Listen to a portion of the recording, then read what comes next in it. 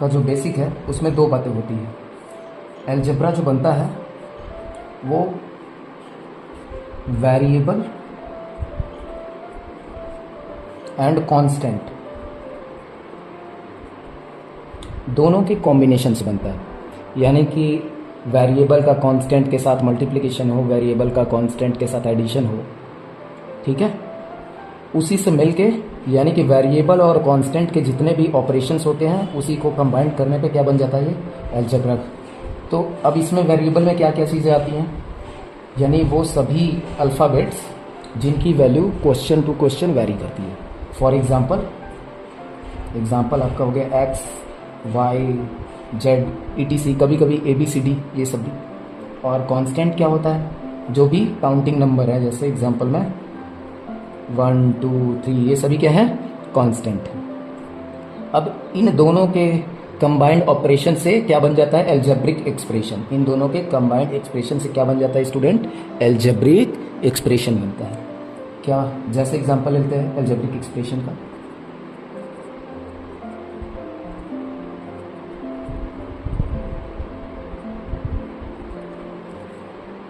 जैसे मान लीजिए हमने लिखा 3x + 8, ये क्या है, एक अलजेब्रिक एक्सप्रेशन है, एग्जांपल नंबर 1। और भी एग्जांपल ले लेते हैं, एग्जांपल नंबर 2, 5x² + 8x - 6, ये भी क्या है, एक अलजेब्रिक एक्सप्रेशन है। इसको क्या कहते हैं स्टूडेंट, अलजेब्रिक एक्सप्रेशन। तो आप क्या देख रहे हो, इसमें कुछ वेरिएबल है और कुछ कांस्टेंट है। जैसे ये क्या है, ये कांस्टेंट है, ये कांस्टेंट है। लेकिन अब ये जो दो कांस्टेंट है इनमें भी ये दोनों अलग अलग चीज़ें हैं। ऐसा कांस्टेंट जो कि डायरेक्ट वेरिएबल से मल्टीप्लाई हो, ऐसा कांस्टेंट जो कि डायरेक्ट वेरिएबल से मल्टीप्लाई हो, उसको कहते हैं कोफिशिएंट। जैसे ये 3x में जो 3 है, तो ये 3 क्या कहलाएगा, कोफिशिएंट।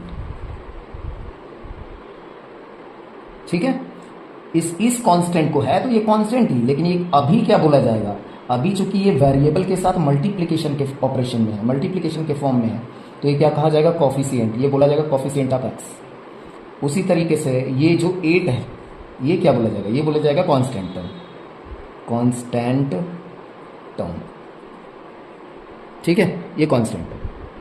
तो ये जो पूरा का पूरा बात लिखा हुआ है इसको बोलते हैं अलजेब्रिक एक्सप्रेशन।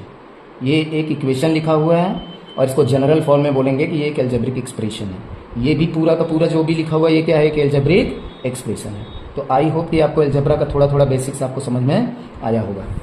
अब आ जाते हैं पॉलिनोमियल फंक्शन के ऊपर कि पॉलिनोमियल फंक्शन क्या है। तो देखो, पॉलिनोमियल फंक्शन क्या होता है, एक अलजेब्रिक एक्सप्रेशन होता है, इट इज। अब आ जाते हैं हम लोग polynomial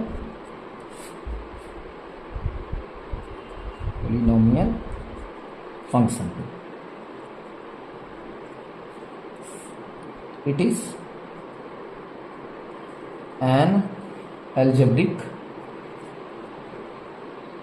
expression which consists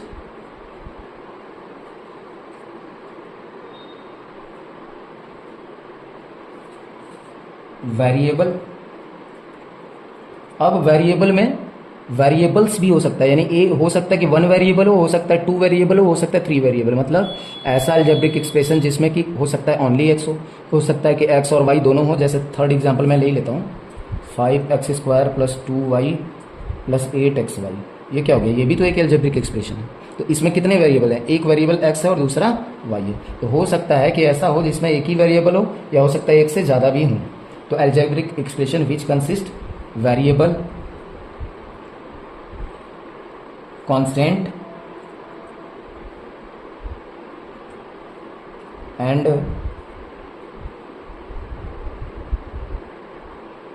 some mathematical operations।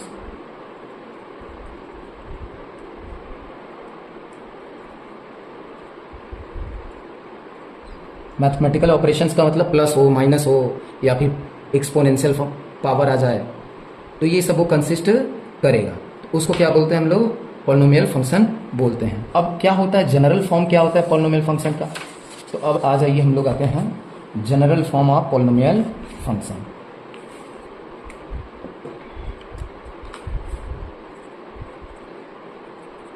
General form of one variable polynomial function.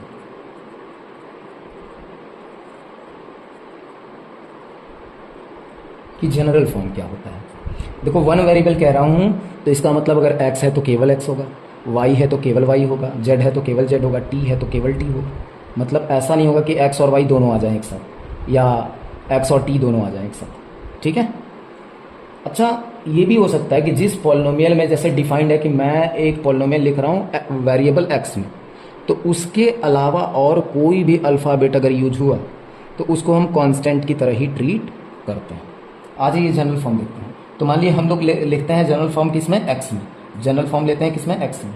तो ऐसे लिखा जाता है एफ एक्स इक्वल टू तो an x की पावर n। देखो मैंने क्या बोला था कि ये किस में लिखा जा रहा है, देखो ये फंक्शन बोल रहा है और ये x है, तो मतलब ये पॉलिनोमियल फंक्शन किस में लिखा जा रहा है, वेरिएबल x में।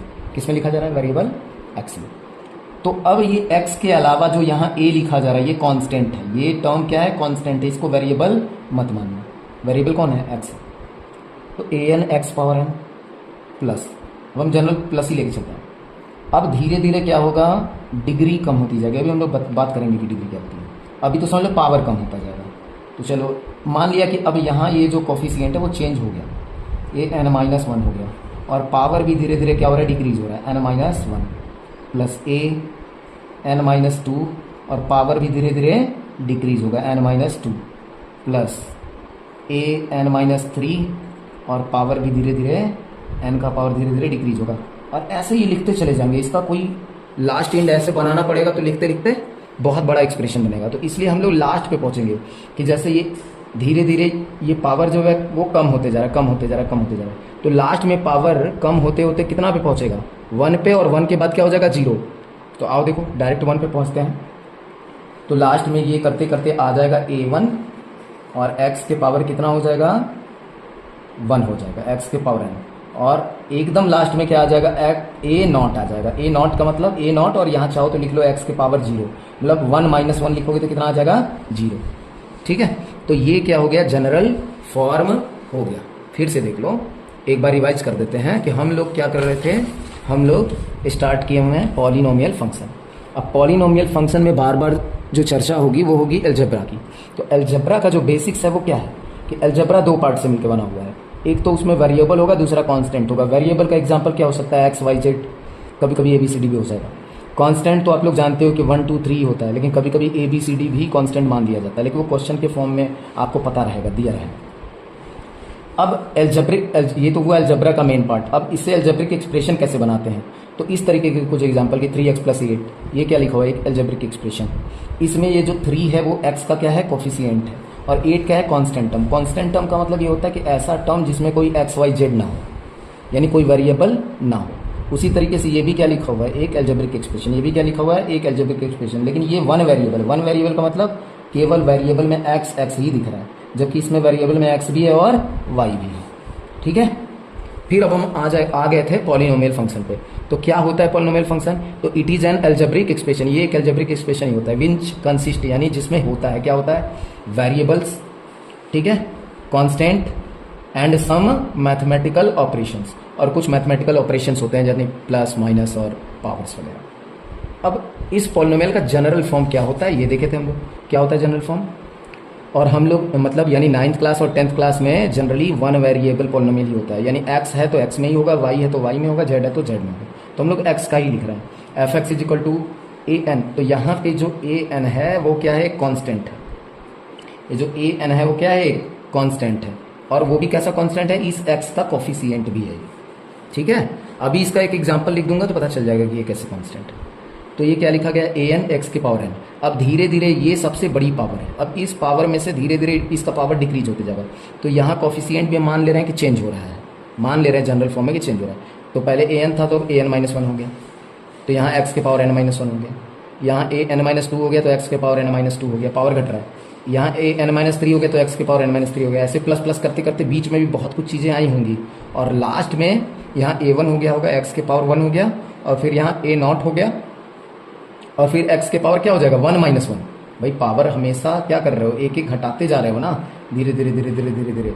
तो यहाँ घटाते घटाते घटाते घटाते यहाँ पे क्या आ जाएगा, यहाँ पे पावर घटते घटते मतलब यहाँ 1 तक आया, 1 के बाद जो कुछ भी आएगा लास्ट में यहाँ पावर क्या हो गया, 0 हो गया। अब इसके कुछ एग्जाम्पल्स ले लेते हैं तो और क्लियर आपको हो जाएगा। आइए एग्जाम्पल लेते हैं।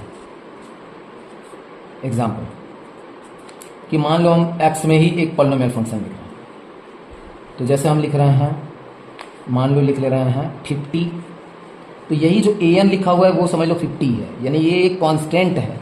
हमने एक ऐसा मतलब डिनोट करा है an से, जबकि इसकी जगह क्या आएगा, एक कांस्टेंट आएगा, मतलब ये सच में कांस्टेंट ही है। x के पावर जैसे मान लो हमने लिख दिया 50 से चालू करो। अब क्या हो गया, प्लस आगे बढ़े तो मान लो यहाँ 49, अगर जरूरी नहीं कि 49 ही आए, कुछ भी आ सकता है यहाँ, कुछ भी 50 के बाद हो सकता है 10 ही आ जाए, लेकिन हम जनरल फॉर्म को थोड़ा कॉपी कर रहे हैं कि जैसे ये लिखा हो वैसा ही एग्जांपल लेना चाहते हैं, एक एक कम करते हुए।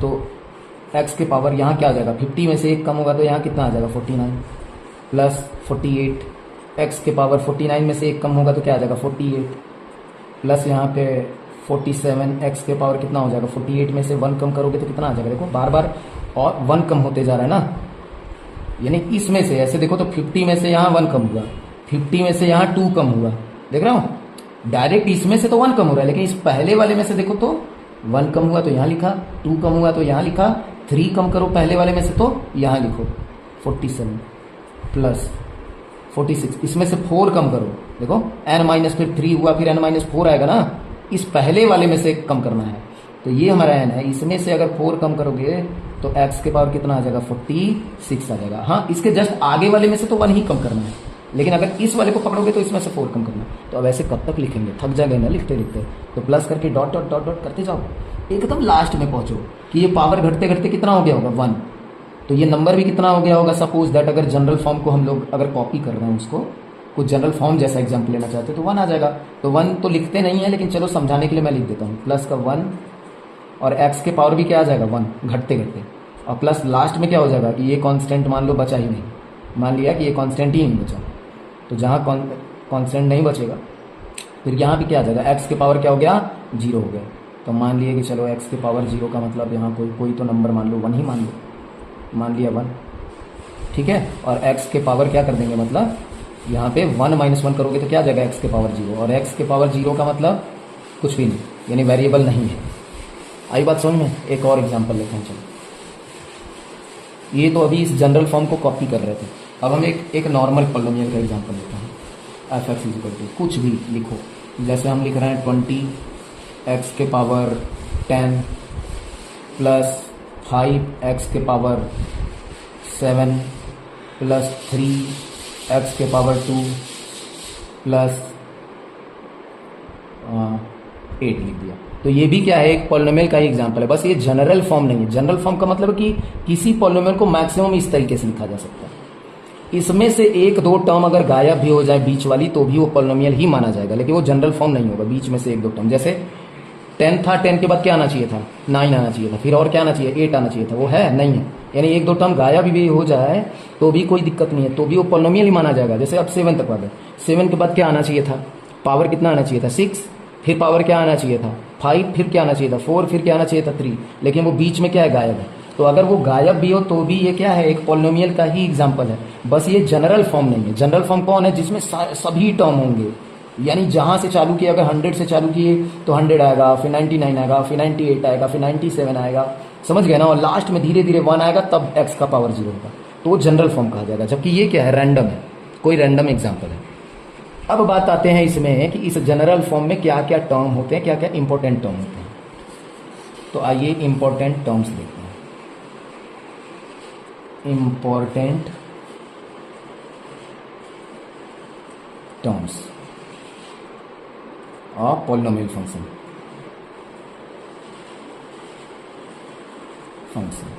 तो अब देखो, ये जो ए एन है ना, इसको बोलते हैं लीडिंग कोफिशिएंट। इसको क्या बोलते हैं, जो ए एन है इस जनरल फॉर्म में, ए एन को क्या बोलते हैं, लीडिंग कोफिशिएंट।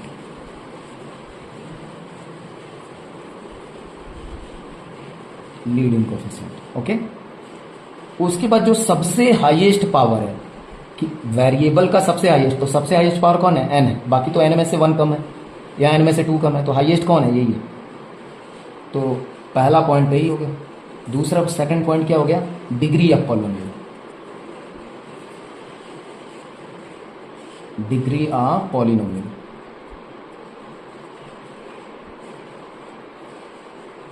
तो वो क्या होता है, वो होता है highest power of variable, highest या हाईएस्ट एक्सपोनेंट भी बोल सकते हो, हाईएस्ट एक्सपोनेंट ऑफ वेरिएबल। तो जैसे इस जनरल फॉर्म में हाईएस्ट पावर कौन है, n, तो इस जनरल फॉर्म का डिग्री कितना हुआ, n, तो यहाँ डिग्री को d से लिख देता हूं, तो d इक्वल टू कितना है, n। अब आ जाओ थर्ड पॉइंट, इसमें कांस्टेंट टर्म। तो कांस्टेंट टर्म कौन है, a0। कांस्टेंट टर्म का मतलब वो होता है जिसमें कोई वेरिएबल प्रेजेंट ना हो। बताओ x का पावर 0 का मतलब कितना होता है, 1। दुनिया में किसी भी नंबर के पावर 0 हो जाए या किसी वेरिएबल के पावर 0 हो जाए, वो क्या कहलाता है, 1 ही कहलाता है। तो यहाँ सच पूछो तो जो a0x लिखा हुआ है, जो a0x के पावर 0 लिखा है, इसको क्या लिख सकते हो, a0 इंटू 1, क्योंकि x के पावर 0 क्या बन गया, 1, यानी ये क्या लिखा हुआ है, सच में a0 ही लिखा हुआ है। तो यहाँ कांस्टेंट कौन था, a0। कांस्टेंट का मतलब वह टर्म जिसमें वेरिएबल प्रेजेंट ना हो, उसको बोलते हैं कांस्टेंट। चौथी इंपॉर्टेंट टर्म, चौथा क्या है, या कैरेक्टरिस्टिक्स ही मान लो कि जो n है, n बिलोंग्स टू होना चाहिए होल नंबर। सबसे इंपॉर्टेंट बात कि n कैसा होना चाहिए, होल नंबर। मतलब होल नंबर का ये मतलब है कि n फ्रैक्शन नहीं होना चाहिए, n फ्रैक्शन नहीं होना चाहिए, नहीं तो पॉलिनोमियल नहीं होगा। जैसे 3/2 नहीं लिख सकते, जैसे x के पावर 1.5 लिख सकते हो, नहीं लिख सकते। n के पावर 5/7 लिख सकते हो, नहीं लिख सकते। होल नंबर होना चाहिए। जैसे क्या x के पावर √2 लिख सकते हो, नहीं लिख सकते हो, तो फ्रैक्शन नहीं होना चाहिए। n तुम्हारा रूट नहीं होना चाहिए। समझ में आया, कुल मिला जुला के होल नंबर होना चाहिए। और होल नंबर क्या होता है, 0 1 2 3 डॉट डॉट, समझ रहे हो ना, ये होता है ना whole number, curly bracket small bracket में, ठीक है, ये होल नंबर होता है। तो ये है इसका कैरेक्टरिस्टिक्स।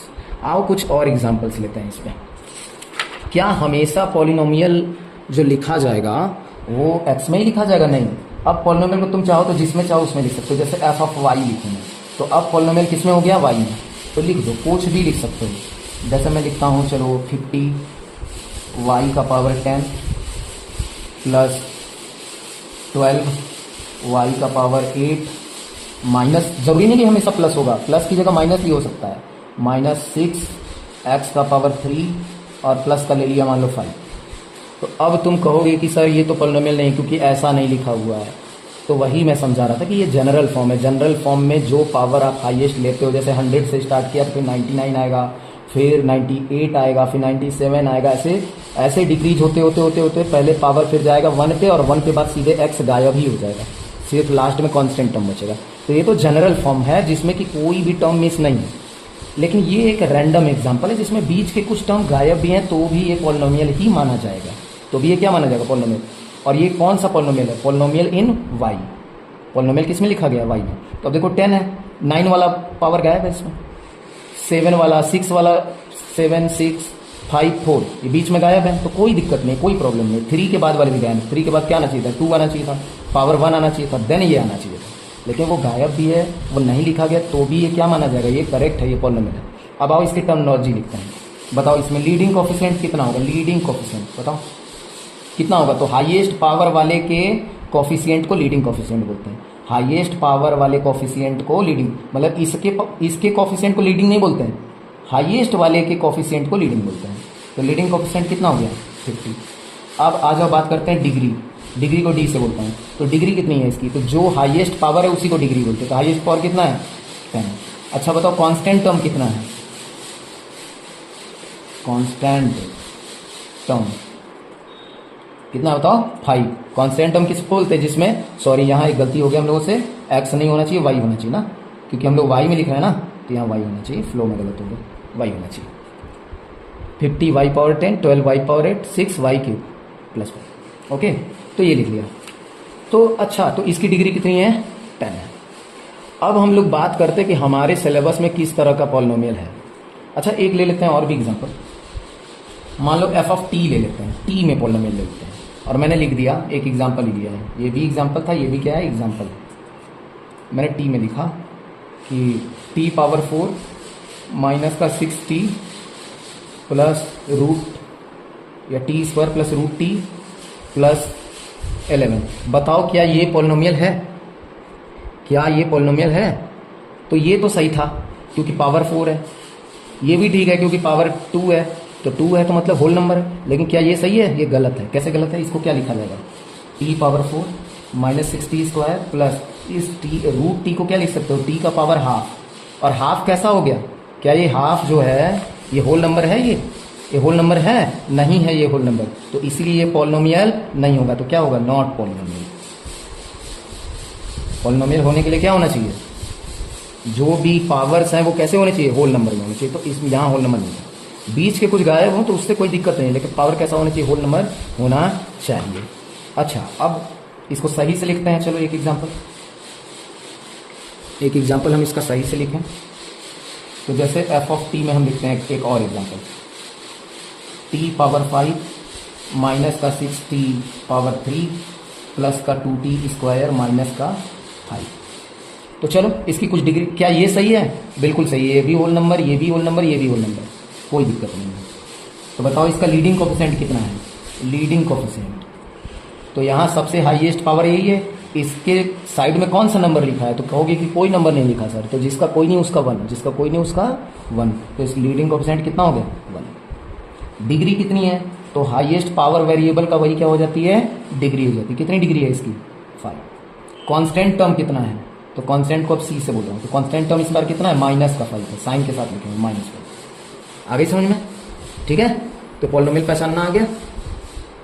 अब आ जाते हैं टाइप्स ऑफ पॉलिनोमियल। तो टाइप्स तो बहुत सारे होंगे, लेकिन जो तुम्हारे क्लास 9 और 10th में हम उसकी बात कर लेते हैं कि उसमें क्या क्या आएगा। तो अब देखते हैं टाइप्स ऑफ पॉलिनोमियल।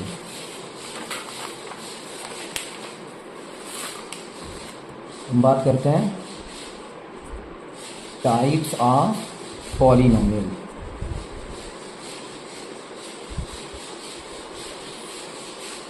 तो चलो सबसे पहले हम बात कर लेते हैं बाई क्वाड्रेटिक का। By quadratic polynomial.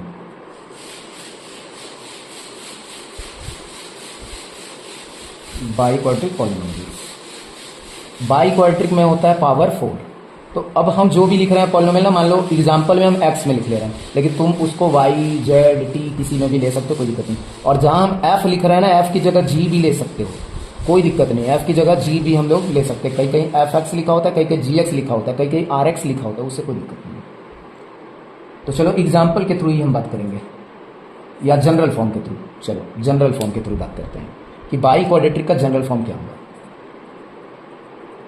General form तो एफ एक्स में लिख रहे हैं, तो f x is equal to हो जाएगा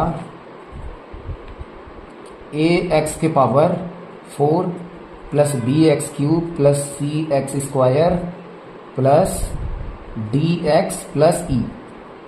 ये हो गया जनरल फॉर्म। अब बोलोगे सर यहाँ तो A4 होना चाहिए, A3 होना चाहिए, फिर A2 होना चाहिए। ये एक नंबर ही तो होता है, यहाँ 10 भी हो सकता है, यहाँ 15 हो सकता है, यहाँ 20 हो सकता है, तो कोई दिक्कत नहीं। ये कांस्टेंट ही होते हैं, तो कुछ भी लिख सकते हो इनकी जगह। कोई ज़रूरत नहीं है कि तुम A1 A2 A3 या A4 A3 A2 लिखो, ABCD भी लिख सकते हो, क्योंकि जब ओरिजिनल एग्जाम्पल आएगा तो यहाँ कोई एक नंबर होगा, 50 होगा, हो सकता है यहाँ 12 हो सकता है यहाँ -6 हो, कोई दिक्कत नहीं। ये तो जनरल फॉर्म है। तुम जनरल फॉर्म को ऐसे चाहो तो A4 A3 A2 A1 ऐसे करके भी लिख सकते थे। अब बताओ तो इसका लीडिंग कोफिशिएंट कितना है? तो लीडिंग कोफिशिएंट इसमें A है। डिग्री कितनी है इसकी? 4 है। कांस्टेंट टर्म कौन है? E है। एक एग्जाम्पल ले लो इसका, ये तो जनरल फॉर्म था, एग्जाम्पल ले लेता हूँ। चलो एग्जाम्पल मैं ऐसे लिखता हूँ, GY में लिखता हूँ। भले X में लिखा जनरल फॉर्म, लेकिन मैं GY में लिखता हूँ। F की जगह G भी लिखोगे तो भी कोई दिक्कत नहीं है। तो GY इक्वल टू मैं लिखता हूँ 50y पावर 4। अब देखो तुम बाई क्वाड्रेटिक लिख रहे हो तो पक्का है कि कम से कम पावर 4 वाला एक तो होना ही चाहिए, कम से कम एक तो होना ही चाहिए। उसके बाद इसके बाद वाले एक भी ना हो तो भी चलेगा, मतलब हम इतना ही लिख के छोड़ देना तो ये हो गया एग्जाम्पल किसका? बाई क्वाड्रेटिक का। लेकिन अगर ये 4 वाला उसमें गायब हो तब वो बाई क्वाड्रेटिक नहीं कहलाएगा। मतलब जो अगर जिसकी डिग्री 4 डिफाइन है वो वाला वेरिएबल होना चाहिए इसमें। तो चलो यहाँ कुछ और भी लिख लेते हैं, +3y² माइनस का 8 हो गया एग्जाम्पल। इसके ये जरूरी था, इसके बाद ये रहे ना रहे कोई फर्क नहीं पड़ता है तो भी ठीक है, नहीं है तो भी ये एग्जाम्पल माना जाएगा बाइक्वाड्रिक का। ठीक है, अब इसमें बताओ डिग्री कितनी है इसकी 4, लीडिंग कोएफिशिएंट कितना है 50, कांस्टेंट टर्म कितना है -8। एक और एग्जाम्पल ले लेते हैं, मान लो f(t), बताओ 10t⁴ + 8, क्या ये बाइक्वाड्रिक का एग्जाम्पल है? बिल्कुल है। इसके बाद वाले 3 वाले 2 वाले 1 वाले सब गायब हैं तो भी कोई दिक्कत नहीं है। ये क्या है बाइक्वाड्रिक का, बाइक्वाड्रिक की डिग्री कितनी होती है 4, तो बस वो 4 वाला होना चाहिए। तो 4 वाला है ना इसमें, हाँ ये गायब होगा बाकी सभी होंगे तो ये बाइक्वाड्रिक नहीं माना जाएगा। तो ये बाइक्वाड्रिक है, इसकी डिग्री कितनी है 4 और इसका लीडिंग कोएफिशिएंट कितना है 10 और इसमें कांस्टेंट टर्म कितना है 8। अब मान लो एक एग्जांपल मैं ये ले लूँ, f(x) ले लेता हूँ और मैंने ऐसे लिखा 3x² माइनस का 8x⁴ + 15। बताओ ये बाइक्वाड्रेटिक पॉलिनोमियल है कि नहीं? तो बिल्कुल है। जरूरी नहीं कि ये पावर 4 वाला एकदम आगे ही लिखा हो, एकदम फर्स्ट नंबर पे ही लिखा हो, ये जरूरी नहीं है। आगे पीछे बीच में भी कहीं लिखा हुआ हो सकता है, बस वो होना चाहिए, चाहे वो पहले नंबर पे हो, दूसरे नंबर पे हो, तीसरे नंबर पे, बस होना चाहिए। और ये भी देखना है कि बाकी के जो पावर्स हैं इसके साथ, जैसे ये वाला है तो क्या ये होल नंबर है कि नहीं? हाँ है। क्या यहाँ पे भी ये कांस्टेंट टर्म है? तो बिल्कुल ठीक है, तो ये एग्जांपल सही है। इसकी डिग्री कितनी मानी जाएगी 4। इसका लीडिंग कोएफिशिएंट क्या मानोगे 3? नहीं, हाईएस्ट पावर वाले का ही कोएफिशिएंट क्या होगा? लीडिंग कोएफिशिएंट हो तो -8 होगा, भले ये बीच में लिखा हुआ है, इस बार ये पहले नंबर का नहीं लिखा हुआ था, तो ये कंफ्यूज नहीं होना है। एक और एग्जाम्पल लो बाइक्वाड्रिक का कि f(x) मान लो मैं लेता हूँ 5x² माइनस का 8√x प्लस का 6x⁴ माइनस 12। बताओ ये बाइक्वाड्रिक पॉलिनोमियल है कि नहीं? तो तुम्हारा दिमाग ये कहेगा कि ढूंढते हैं, देखें पावर 4 वाला अगर पहले नंबर पे नहीं है तो कोई बात नहीं, बीच में कहीं है कि नहीं, तो यहाँ मिल गया पावर 4 वाला। तो बोलो, अगर तुम बोल दिए कि यस सर ये बाइक्वाड्रिक है क्योंकि यहाँ डिग्री इसकी 4 है, 4 वाला एक वेरिएबल मिल गया हमें, तो यार ये बात तो सही है कि 4 वाला आपको मिल गया, ये तो ठीक बात है। लेकिन एक गड़बड़ भी तो हो गया। गड़बड़ ये हो गया कि इसमें बीच में एक जगह ये x का पावर कैसा हो गया? रूट में आ गया, और रूट में आ गया मतलब ये होल नंबर नहीं है, तो इसने क्या किया? पूरे एक्सप्रेशन को, पूरे इस एल्जेब्रिक एक्सप्रेशन को खराब कर दिया। तो ये पॉलिनोमियल, ये तो पॉलिनोमियल ही नहीं है। बाइक्वाड्रिक की तो बात ही छोड़ दो, बाइक्वाड्रिक तो अलग बात गया, ये तो सीधे सीधे ये कोई भी पॉलिनोमियल नहीं। क्यों? क्योंकि यहाँ ये वेरिएबल जो था यहाँ पे इसका पावर रूट में आ गया और इसने इसको बिगाड़ दिया। तो ये क्या है? It is not a polynomial. तो ये पॉलिनोमियल ही नहीं है, बाइक्वाड्रिक का बात ही छोड़ो। आ गया होगा, आई होप की समझ में आ गया होगा। ठीक है, अब आइए बात करते हैं इसके बाद का। इसके बाद अब बाइक्वाड्रिक हो गया स्टूडेंट्स, तो अब क्या आएगा? क्यूबिक। अगला अपना आएगा क्यूबिक पॉलिनोमियल। चलो क्यूबिक पॉलिनोमियल, तो हम लोग किस में बात करेंगे? जनरल फॉर्म में। तो जनरल फॉर्म क्या होगा? तो x में ही लिखूंगा मैं सभी का जनरल फॉर्म, आप चाहो तो y में भी लिख सकते हो। क्या लिख दूं? ax का cube plus bx² plus cx plus d हो गया। मतलब कम से कम क्यूबिक लिख रहा हूं तो एक जगह क्यूब वाला आना चाहिए और बाकी लोग ढंग से होने चाहिए। ढंग से का मतलब इनके पावर्स ऐसे नहीं होने चाहिए जो कि पॉलिनोमियल के डेफिनेशन को वायलेंट करें, मतलब होल नंबर में होने चाहिए। तो सही है। डिग्री कितनी है इसकी? 3 होती है। लीडिंग कोएफिशिएंट कौन है? a है। कांस्टेंट टर्म कौन है? इस बार d है। एग्जाम्पल ले लो, खुद से भी लिख सकते हो यार एग्जाम्पल। f(x) ले लो कुछ 10x³। अब देखो ये क्यूबिक पॉलिनोमियल लिख रहे हो तो ये क्यूब वाला कम से कम एक जगह होना ही चाहिए। प्लस का मान लो 8x माइनस 3, यानी 3 के बाद वाले अगर एक आध गायब भी रहे तो भी कोई दिक्कत नहीं है। तो ये एग्जाम्पल हो गया। एक और एग्जाम्पल ले लो, जैसे f(y) में ले लो। मान लो मैं लिख लेता हूँ y³ प्लस 2। बताओ ये होगा कि नहीं? तो होगा, क्योंकि कम से कम 3 वाला एक है ना, क्यूबिक वाला एक है ना, तो बस हो गया। इसके बाद वाले हो चाहे ना हो, ये 2 भी नहीं रहेगा तब भी ये माना जाएगा क्यूबिक पॉलिनोमियल। ठीक है। अब इसमें लीडिंग कोएफिशिएंट कितना होगा? तो इसके बगल में कोई नंबर नहीं है मल्टीप्लाई में, तो कितना होगा लीडिंग कोएफिशिएंट? 1। और डिग्री कितनी है? 3। कांस्टेंट टर्म कितना है? 2। एक और एग्जांपल ले लो f(t) में 0t⁴ sorry T power 3 plus 2t square plus 8। बताओ ये होगा कि नहीं? ये क्यूबिक पॉलिनोमियल होगा कि नहीं? तो नहीं होगा। क्यों? क्योंकि यहाँ डिग्री 3 तो लिखी हुई है, लेकिन इसके बगल में कोफिशिएंट कितना हो गया? 0। और 0 का किसी में मल्टीप्लाई हो जाता है तो ये पूरा का पूरा टर्म ही क्या हो गया? 0 हो गया। मतलब ये लिखा हुआ है लेकिन सच में ये है ही नहीं, गायब है। ये तो पूरा 0 वाला टर्म है। तो लीडिंग कोफिशिएंट कभी भी 0 नहीं होना चाहिए। लीडिंग कोफिशिएंट कभी भी 0 नहीं होना चाहिए। ये बात ध्यान में रहे कि लीडिंग कोफिशिएंट कभी भी 0 नहीं होना चाहिए। तो आई होप कि क्यूबिक समझ में आ गया। अब आ जाते हैं अगला क्वाड्रेटिक पे। Quadratic polynomial. तो जनरल फॉर्म क्या होगा? अब तो आप लोगों को भी आइडिया आ गया होगा कि कैसे लिखेंगे जनरल फॉर्म। जनरल फॉर्म लिखने का आइडिया तो मिल ही गया होगा। तो लिख लो एफ एक्स में क्या होगा? A x square plus b x plus c, बस खत्म। मतलब पावर पहले 2 हुआ, फिर 1 हुआ, फिर गायब हो गया। मतलब लास्ट में कांस्टेंट टर्म आएगा। डिग्री कितनी है इसकी? 2। लीडिंग कोफिशिएंट कौन है? ए। कांस्टेंट टर्म कितना है? सी। एग्जाम्पल ले लो।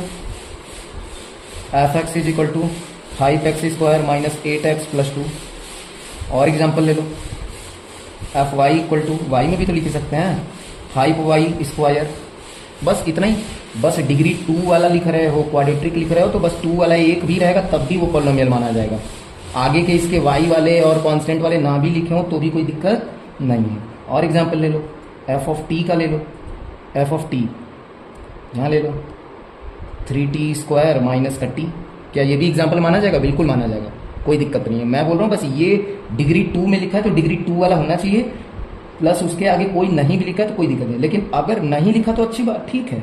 लेकिन अगर लिखा हो तो ढंग से लिखा हो, मतलब कि पॉलिनोमियल का जो डेफिनेशन है उसको वायलेट ना करे। या तो ना लिखा हो, और लिखा हो तो कायदे से लिखा हो, मतलब उसके पावर वगैरह सब सही से होने चाहिए। तो हो गया। चलो और आगे एग्जाम्पल ले लेते हैं हम लोग। एग्जाम्पल तो हो गया। अब आगे देख लेते हैं लीनियर का। अगला है अपना लीनियर पॉलिनोमियल। लीनियर पॉलिनोमियल तो जनरल फॉर्म क्या होगा? जनरल फॉर्म आपका होगा f x equal to a x plus b, क्योंकि डिग्री कितनी होनी चाहिए लीनियर में? डिग्री होनी चाहिए 1, पावर कितना होना चाहिए? 1। तो ये जनरल फॉर्म। बताओ इसका लीडिंग कोफिशिएंट कितना होगा? ए। इसकी डिग्री कितनी हुई? एक्स का पावर कितना है यहाँ? 1। हाईएस्ट पावर ये। कांस्टेंट कौन है? बी। एग्जाम्पल ले लो।